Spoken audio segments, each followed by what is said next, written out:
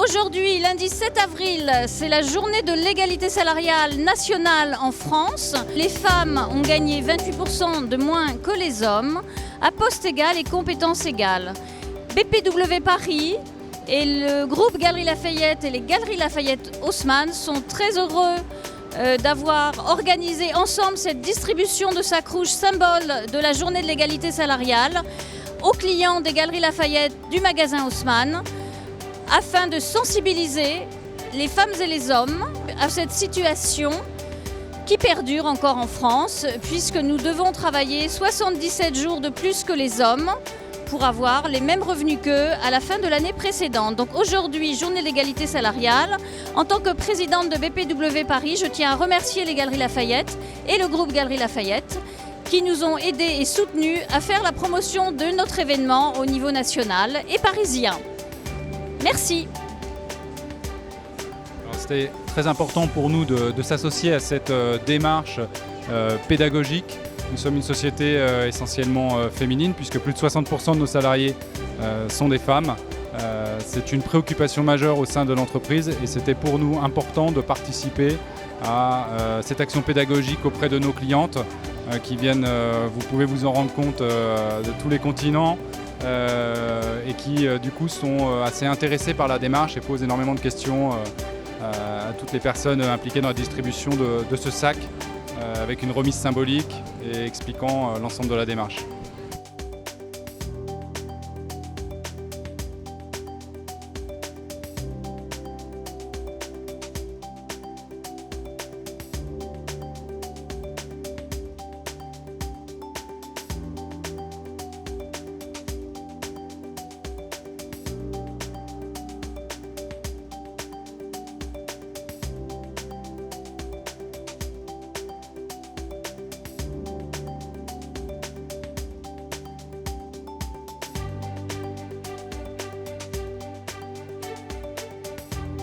Bonsoir mesdames, bonsoir messieurs, merci d'être venus à notre soirée Equal Pay Day, la journée de l'égalité salariale. C'est notre 6e édition nationale en France et donc BPW Paris est heureux de vous accueillir ce soir.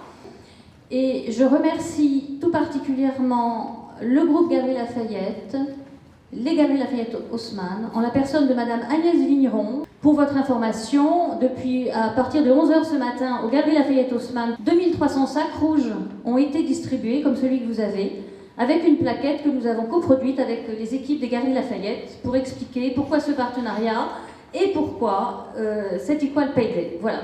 Le premier pays en Europe, c'était l'Allemagne, qui a commencé avec l'Equal Pay Day en 2008.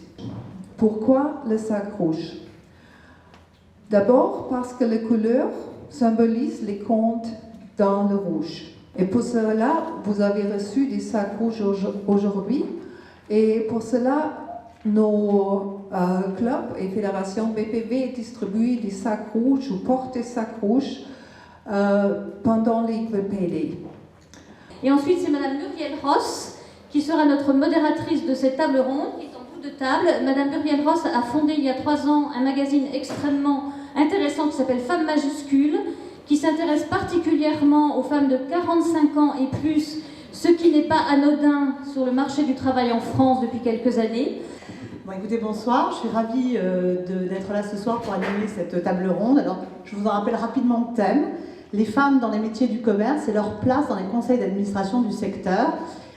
Et puis, alors, si on regarde en fait dans le domaine du commerce, puisque c'est ça qui nous intéresse aujourd'hui, on a peu d'informations sexuées sur les problématiques de travail, parce qu'en France, on ne voulait pas, parce qu'on disait que c'était une forme de discrimination. Mais à force de ne pas savoir, finalement, ça pose d'autres problèmes, c'est qu'on ne sait pas où on en est. Sachez que dans ce domaine-là, il y a 22% d'écart dans les salaires entre les hommes et les femmes. Alors, heureusement, on a la chance d'avoir aussi des organismes qui ont, eux, été chercher des informations plus précises. Et c'est vrai que si on regarde le sujet des grands magasins, qui représentent quand même à eux tout seuls 4,7 milliards d'euros de chiffre d'affaires, on voit qu'en fait, ils pèsent économiquement, ils pèsent aussi en nombre de personnes, puisque c'est presque 19 000 personnes qui travaillent dans ce domaine-là. Et si on regarde, on voit que dans les grands magasins, 74% des gens qui y travaillent sont des femmes. pourrait se dire, c'est une bonne nouvelle. Et là, je vais avoir tout de suite une question un peu pour chahuter M. Boulle, qui est le seul homme là. Il y a 74% des femmes, et pourtant, quand on regarde ce syndicat professionnel, il n'y a qu'une femme qui est représentante. Alors j'ai envie de demander pourquoi et comment se fait-il que quand on est largement majoritaire, dans les instances représentantes, finalement, on retrouve peu de femmes? Effectivement, nous avons au sein du comité directeur de notre syndicat professionnel, à ce jour, une seule femme. Donc il s'agit d'une directrice générale du Printemps, donc qui représente son enseigne au sein de notre association. Ça n'a pas toujours été le cas, et nous sommes très peu nombreux, nous sommes un petit club de 7 ou 8 personnes, donc effectivement, en ce moment, il n'y en a qu'une, et je crois que pourquoi il n'y en a qu'une? Parce que, bon, on est dans un contexte qui est celui de la France, même si effectivement le commerce emploie beaucoup de femmes et fait beaucoup d'efforts également pour les promouvoir, puisque Galeries Lafayette, par exemple, au comité exécutif, il y a, je crois, 4 femmes sur 11 personnes. Alors, ce n'est pas encore la parité, mais c'est déjà mieux, peut-être un peu mieux qu'ailleurs, et ça peut s'améliorer, c'est certain. Mais nous sommes un peu le fruit d'une histoire, c'est-à-dire que dans les fonctions de représentation, traditionnellement en France, il y a peu de femmes. D'autre part, l'origine des comités exécutifs des entreprises, bon, vous le savez, c'est essentiellement soit l'expérience du terrain, l'engagement de terrain, soit les filières de formation. Alors l'engagement de terrain, je prends l'exemple d'une société qui n'est pas légale, une autre entreprise. On demandait traditionnellement aux personnes qui pouvaient faire carrière dans l'entreprise de tourner très rapidement d'un magasin à l'autre, d'une ville à l'autre. Et il se trouve que, pour des raisons qui tiennent aux responsabilités des femmes dans le ménage, à la répartition des tâches entre les sexes en France, beaucoup de femmes ne pouvaient pas accepter, je dirais, ces parcours de carrière qui étaient, je dirais, extrêmement difficiles. Donc, première filière d'alimentation dans le commerce des postes de dirigeance, c'est le terrain. La deuxième filière, c'est les écoles. Alors, sur les écoles, et notamment celles qui conduisent aux fonctions de direction dans le commerce, il y a eu beaucoup de progrès dans la féminisation des écoles de commerce en général. Et donc, effectivement, maintenant, je crois qu'il n'y a plus d'excuses pour ne plus trouver des femmes aux postes de direction et aux postes de direction les plus élevés. Voilà. Moi, j'ai envie de vous demander, Madame Vigneron, vous qui êtes dans une entreprise dont la présidente est une femme, maintenant aussi dans votre comité exécutif, il y a de plus en plus de femmes, qu'est-ce que ça change concrètement quand il y a des femmes à tous les niveaux hiérarchiques? Je crois que les Galeries Lafayette, depuis très longtemps, s'intéressent et s'occupent des femmes. Je donnerai un exemple, parce que moi, il m'a toujours attendri. C'est entre les deux guerres, il y avait non pas une crèche, mais une pouponnière aux Galeries Lafayette, où les vendeuses pouvaient allaiter leurs bébés. Donc il y a un état d'esprit qui date depuis très longtemps autour de la femme. Le deuxième point marquant, c'est que nous sommes une entreprise familiale depuis maintenant plus d'un siècle, et que cette entreprise se transmet de fille en fille, voilà, jusqu'à cette dernière génération qui est une génération d'hommes. Donc je crois qu'au-delà de métiers, on en parlera peut-être tout à l'heure, qui sont très féminins, eh bien, je pense qu'effectivement, on a dans les gènes de l'entreprise, peut-être aussi parce qu'on a vocation à s'occuper des femmes, eh bien, l'envie aussi d'essayer que ça se passe le mieux possible pour elles. Merci. Alors j'ai envie aussi de poser cette question à Madame Loison, dans le domaine de l'artisanat et du petit commerce. Est-ce que finalement, est-ce qu'on retrouve aussi ce phénomène de manque de représentation des femmes dans les instances régulatrices, on va dire? Oui, toujours, bien sûr, puisque là, au niveau des chambres des métiers, les chefs d'entreprise femmes ont du mal à venir. En fait, elles n'osent pas. C'est vrai qu'on doit se faire violence pour représenter nos métiers, surtout dans l'artisanat, puisque souvent nous sommes des petites structures de moins de 10 personnes, et il faut absolument qu'on puisse représenter notre monde artisanal. Voilà. Alors, on parle en fait de la représentation. Je crois qu'il y a un autre sujet qui est important, et ça c'est pour vous, Chantal Biolay, c'est comment, vous qui êtes déléguée à l'égalité professionnelle, quel éclairage vous pouvez nous donner pour expliquer cette disparité dans la représentation, mais aussi cette disparité au niveau des salaires entre les femmes et les hommes? On sait très bien que les femmes elles font beaucoup plus d'études que les hommes. c'est toujours connu, et des études très longues, malheureusement, elles ne sont pas suffisamment valorisées. Je rappelle quand même qu'il y a beaucoup d'écoles de commerce, elles sont majoritairement à plus de 60% représentées par des femmes. Malheureusement, le parcours il commence à changer, puisque avant même de commencer à travailler, on anticipe sur le futur bébé qu'on aura, alors que de temps en temps, il y a des femmes qui ne veulent pas avoir d'enfants. Ce que je dis souvent, c'est l'accompagnement. On n'a pas suffisamment de représentation féminine, je dirais, de mentoring ou de tutorat qui existe dans les pays anglo-saxons, qui existe dans les pays scandinaves. Donc la nouvelle loi sur laquelle nous avons travaillé au niveau qui est en cours justement de validation fait qu'on va obliger, et pas que dans les conseils d'administration, parce que pourquoi il y a des femmes dans les conseils d'administration, c'est parce qu'effectivement il y a cette fameuse pénalité de 1% qui risque de tomber et qui va faire très mal. C'est-à-dire qu'en fait normalement, lorsqu'on a une entreprise de plus de 300 salariés, on a la possibilité justement de voir un accord égalité homme-femme, alors que là actuellement on a à peine 1%, je dirais, d'accords qui existent au niveau des branches. Et donc notre rôle justement c'est de se battre avec les associations, puisque nous sommes une confédération. Alors on parle des entreprises au niveau opérationnel. Agnès Bricard, qu'est-ce qui se passe au niveau des conseils d'administration? Parce qu'on en a beaucoup entendu parler, il y a une loi qui a été édictée. Est-ce que ça bouge sur le fait qu'on a mis des femmes dans un certain nombre de conseils d'administration? Est-ce que derrière, il se passe des choses au niveau de l'entreprise opérationnellement? Alors, comme toujours, il faut contraindre et après il faudra convaincre. On n'a qu'à garder ce slogan, parce qu'on constate que depuis 30 ans, on avait imaginé que les femmes seraient justement administratrices, seraient présidentes, directrices générales, et on constate que 30 ans après, s'il n'y avait pas les quotas, parce qu'il y a plus de 30 ans qu'on en parle de ces quotas, eh bien rien n'aurait changé et rien n'a changé. Alors pour la loi Copé-Zimmermann, il faut pour vous rappeler des seuils, c'est dans les entreprises. Bien sûr, il y a le CAC 40, bien sûr, il y a le SBF 120, mais il y a aussi toutes les autres, puisque ça s'applique aux entreprises qui ont 500 salariés et un chiffre d'affaires de 50 millions d'euros.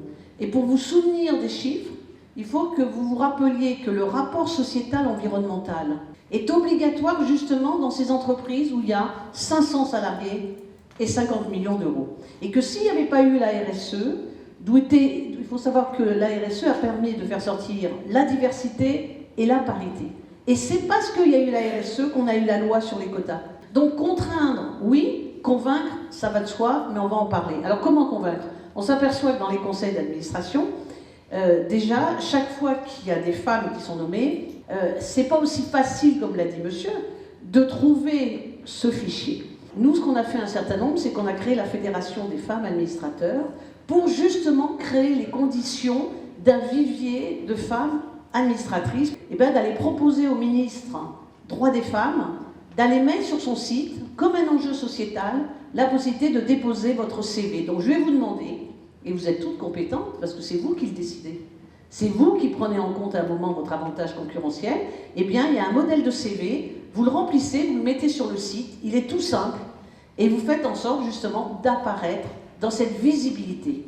C'est important la visibilité aujourd'hui, puisque quand on se pose la question où sont les femmes compétentes, c'est qu'il manque à un endroit la possibilité pour les entreprises. Il manque justement ce vivier. Ensuite, troisième point, comme j'ai dit, convaincre. Ça veut dire quoi? Ça veut dire, est-ce qu'il y a plus de richesse? Là où les femmes sont dans des postes de direction au niveau des banques, ces banques-là ont mieux résisté. Donc ça veut dire que cette création de valeur par les femmes, elle existe parce que c'est une mise à niveau. Vous voyez bien que les 40% de quotas, c'est pas 50%. L'égalité, ça aurait été 50%. Donc c'est qu'une mise à niveau. Et cette mise à niveau, elle est nécessaire comme la diversité. Et donc on a constaté que quand des femmes étaient présidentes, elles allaient systématiquement aujourd'hui, depuis à peu près 5 ans, on l'a constaté, systématiquement chercher des femmes dans des postes, par exemple, d'administratrices. Donc il y a bien aujourd'hui une vraie volonté de dire, il y a création de valeur, et c'est à nous, évidemment, d'apporter ces indicateurs de mesure, et ce qu'on va faire avec le ministre des Droits des Femmes, pour mettre un observatoire, pour que réellement, on s'aperçoive si ces indicateurs existent. Parce que s'ils existent, du coup, c'est pas à 500 salariés qu'il faudra s'arrêter, il faudra descendre à 250 salariés, et 250 salariés, ce sont les ETI, les entreprises de taille intermédiaire. On commence à dire, ben voilà, dans ces entreprises-là, il faut aussi les moderniser. On en a 4005 en France. Madame Vigneron, vous, c'est le cas dans votre entreprise. J'ai envie de vous demander si le fait qu'il y ait des femmes dans les instances dirigeantes change des choses au quotidien, et notamment, est-ce que ça fait entrer dans les discussions que vous pouvez avoir, notamment en comité de direction, en comité exécutif, des préoccupations sur l'égalité hommes-femmes. Je pense qu'on ne va pas forcément s'intéresser plus aux femmes, peut-être plus aux gens. Et donc, dans ce cadre-là, nous, en fait, une des problématiques qu'on a, c'est qu'on emploie beaucoup d'employés. Et dans nos employés, on a aussi un certain nombre de temps partiels qui sont choisis très souvent, beaucoup plus que pour les hommes où ils sont subis. Mais quand les femmes choisissent, elles ne choisissent pas toujours en connaissance de cause, sans savoir que derrière, ça peut avoir des impacts pour elles, avec un divorce ensuite, ou après en termes de retraite. Et donc c'est plutôt ce type de problématique qu'on essaye de traiter, en particulier en essayant de transformer les temps partiels en temps complet quand les femmes le demandent. Voilà. D'autres problématiques qu'on peut avoir, c'est de quelle manière on peut les aider après un congé parental à reprendre un travail, à les former, à faire que, c'est dans notre accord égalité homme-femme, à faire qu'on rattrape automatiquement le salaire pendant l'absence que la femme a eue, parce qu'il y a des décalages qui se prennent petit à petit, à offrir une formation derrière. Donc c'est effectivement des problématiques que nous, femmes, on va prendre en compte. Donc je crois que même ce type de sujet ne doit pas s'arrêter qu'à une problématique homme ou femme, et c'est ce que nous, femmes, pouvons emmener dans un comité de direction. En fait, c'est d'amener une vision beaucoup plus globale, et ce qu'on dit souvent, c'est que si ça s'améliore pour les femmes, en général, ça s'améliore aussi pour les hommes. Alors, Monsieur Vaux, j'ai une question aussi au niveau professionnel, au niveau de la profession. Est-ce que vous avez l'impression que ces dernières années, ce sont des questions qui sont beaucoup plus prises en compte? Oui, je crois qu'effectivement, ces sujets sont plus souvent sur la table que par le passé. D'abord, il y a eu toutes les impulsions du législateur, et puis aussi, nous sommes dans des secteurs où les femmes ont une très grande part, dans les effectifs, dans les missions. Et c'est vrai qu'il y a désormais dans le commerce beaucoup d'entreprises qui, à l'occasion des négociations annuelles obligatoires de salaire, prévoient donc dans l'enveloppe d'augmentation une affectation d'un montant à ce qu'on appelle le rattrapage. C'est-à-dire qu'effectivement, l'une des raisons de l'inégalité des salaires entre les hommes et les femmes est liée bien sûr aux préjugés des hommes, c'est évident, mais également liée au fait que les femmes s'absentent, en particulier en France où elles font des enfants, elles en font plusieurs, et donc il y a beaucoup d'accords salariaux qui prévoient donc une partie de la masse salariale de l'année qui doit être affectée de manière automatique à ce rattrapage d'écart. Donc ça c'est assez nouveau, puisque dans le passé ça n'existait pas. Qu'est-ce qu'il faudrait pour vous, l'action qu'il faudrait faire pour que les choses bougent? Moi, je ne vais pas parler de mesures. Moi, il y a quelque chose qui me frappe. C'est au niveau des femmes, je pense que c'est aussi leur action à elles qui peut faire changer les choses. Et c'est chacune qui peut faire changer les choses. Je vais vous donner un exemple. Nous, on a mis la semaine de 4 jours en place pour pouvoir donner leur mercredi en particulier aux femmes qui ont des enfants, où on leur permet, quand elles ont des enfants jeunes, on aménage les horaires pour qu'elles puissent partir à 17h ou 17h30. Ce qui se passe, c'est qu'avec le temps, les femmes qui ont bénéficié de ça et qui, 20 ans plus tard, ont des enfants qui ont élevé, ne lâchent pas leur mercredi et ne lâchent pas leur soirée. Et donc, c'est toujours pareil, je pense que toutes les mesures qu'on peut faire pour elles aussi, je pense qu'il y a un moment où il faut serrer les coudes de façon à ce que les générations qui nous suivent puissent profiter de ce qu'il y a pu donner aux autres. Voilà. Moi, personnellement, effectivement, si on me demande quelle est la mesure la plus efficace à long terme pour permettre aux femmes d'accéder à tous les postes, y compris les plus visibles, et les postes de direction dans la société et dans l'économie, puisque on parlait de ça tout à l'heure, et donc au-delà du commerce, moi je crois qu'effectivement il faudrait, me semble-t-il, passer en revue toutes les écoles et toutes les formations de haut niveau qui ont un écart trop important par rapport, je dirais, à une certaine parité ou à une certaine égalité. Pour moi, la première mesure, que si on veut avoir des femmes qui deviennent dirigeants, il faut qu'elles fréquentent les écoles des dirigeants. Merci. Alors pour rebondir, c'est vrai que la fonction fait l'homme, et donc elle fait la femme. Le seul problème, c'est que pour devenir dirigeante, il faut nous laisser de la place. Donc le plafond de verre il faut le briser. J'ai réussi à devenir la première femme présidente du Conseil supérieur de l'ordre des experts comptables, un ordre qui a été créé en 1945. On n'est que 22% de femmes. J'ai réussi à prendre la citadelle d'assaut. Enfin, franchement, je ne vous conseille pas d'y aller tous les jours, parce qu'on prend des coups, beaucoup, autant que les hommes. Je ne vais pas vous dire qu'on en prend plus. Donc, ils nous font presque plus de cadeaux, parce qu'ils hésitent quand même. Ils pensent à leur maman quand même. Les mamans ont toujours bien élevé les garçons, vous le savez. Donc, on pourrait peut-être proposer comme mesure qu'au niveau des grandes entreprises, je parle des entreprises publiques, les présidents sont nommés par décret ou arrêté. Eh bien, qu'il y ait une alternance, qu'il y ait une priorité qui soit donnée au recrutement d'une femme dès lors qu'il y a déjà eu un homme. Forcément, nous sommes des petites structures, donc je pense que tout passe par la transmission. Donc nous, il faut absolument aussi accompagner et puis retransmettre notre savoir-faire et puis tout ce qui va autour, puisque dans nos petites structures de proximité, ça passe aussi par l'accueil, bien sûr. Donc il faut savoir que les femmes puissent gérer aussi un monde masculin, parce que pour nous, dans nos structures, souvent la parité est là aussi, parce que justement, nous sommes souvent, on va dire, sur le devant de la scène, puisqu'on est là pour accueillir, et on est le lien social. Mais pour nos maris, parce que bien souvent on marche nous comme ça, en binôme, on va dire, pour eux c'est plus le côté fabrication. Donc pour que nous, les femmes, deviennent chefs d'entreprise, il y en a de plus en plus bien sûr, je pense que tout passe par la transmission, par le savoir-faire et l'accompagnement. Alors je dirais vraiment ce que je voudrais mettre en avant, c'est tout le monde parle actuellement de responsabilité sociale, sociétale de l'entreprise. C'est la valeur de l'individu au sein de la société, la valeur du salarié au sein de son entreprise ou de sa structure, qu'elle soit publique ou privée. Donc je dirais vraiment, c'est important de savoir pourquoi on travaille et vraiment de ce qu'on veut faire de sa vie. Pendant un moment, on peut choisir effectivement de vouloir élever des enfants, mais il ne faut pas que ça soit pénalisant. Pour revenir au sujet du commerce, j'ai une dernière question. On a parlé en fait de ce qui s'est passé, on voit ce qu'on pourrait projeter. J'ai envie de vous demander aussi, est-ce que l'avènement des nouvelles technologies, est-ce que l'arrivée du commerce sur Internet va ouvrir plutôt des espaces où on va aller vers plus d'égalité, plus de choses positives pour les femmes? On va dire que le e-commerce, c'est de toute façon pour n'importe qui le fait de pouvoir faire ses courses 24 heures sur 24 de chez soi ou dans le magasin physique. Le consommateur qui a l'habitude d'acheter 24 heures sur 24 de chez lui, il a de plus en plus de mal à trouver que les magasins n'ouvrent pas aux heures où il aimerait les voir ouverts. Ça, je ne suis pas sûre que ce soit une avancée pour les femmes.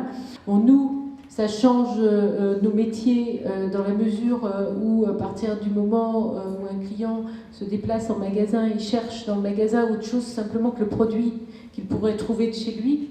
Donc ça veut dire que nos métiers se transforment en des métiers de service, d'accueil, d'événementiel.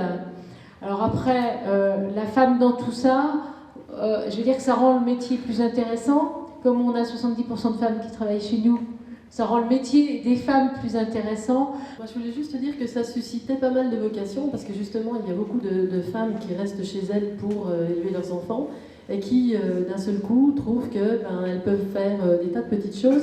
Et moi, je trouve que pour les femmes, justement, c'est une ouverture, parce que pour celles qui souhaitaient rester chez elles peuvent malgré tout faire des choses et puis les vendre par Internet. Donc, quelque part, c'est une ouverture pour les femmes. C'est un tremplin pour tout le monde, mais surtout un tremplin pour les femmes. C'est une façon de s'organiser.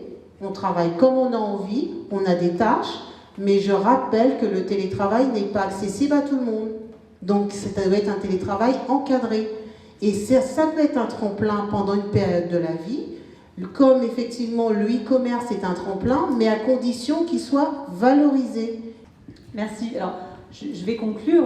Des idées pour faire bouger les choses, je crois qu'on en a, et que ça c'est la bonne chose. J'ai entendu aussi quelque chose qui me paraît très intéressant et que vous avez dit, Madame Vigneron, c'est l'idée de favoriser une forme de sororité, c'est-à-dire que les femmes s'entraident et qu'elles sachent aussi à un moment donné passer la main quand c'est autour, par exemple, des plus jeunes, ce que vous évoquez. Ça, je crois que c'est quelque chose qu'on doit toutes et tous travailler et pour faire avancer les choses. J'ai envie de dire aussi qu'on n'a qu'une seule envie, c'est de se revoir l'année prochaine, mais si possible beaucoup plus tôt dans l'année, ce sera une bonne nouvelle. Et je voudrais juste laisser un petit mot pour conclure à Sabine Schmetzer. Qu'est-ce que vous pensez qu'on a encore comme pain sur la planche en France? On a encore des stéréotypes dans la tête qu'on doit changer, chez nous, chez les femmes et aussi chez les hommes. Et pour cela, on a besoin des discussions entre femmes et hommes pour être conscient de tous ces stéréotypes. Et enfin, je veux dire, je suis pour le quota parce que ça va être plus rapide pour atteindre l'objectif. Ça va être un peu trop long pour nous, donc on va opter effectivement pour les quotas. C'est trop long, on a besoin de... Et puis je vous invite toutes et tous à faire attention au quotidien aux stéréotypes que nous-mêmes nous transmettons sans le savoir. Donc soyons vigilants, je crois que c'est la meilleure chose qui puisse nous arriver. Merci beaucoup à tout le monde.